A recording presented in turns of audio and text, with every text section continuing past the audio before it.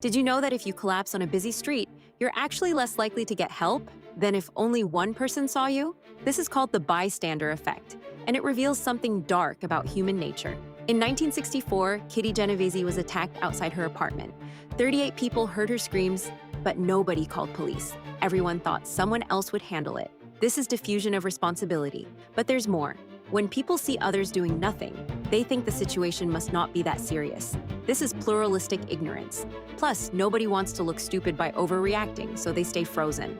The more people around, the worse it gets. Your brain tricks you into thinking help is guaranteed when it's actually less likely.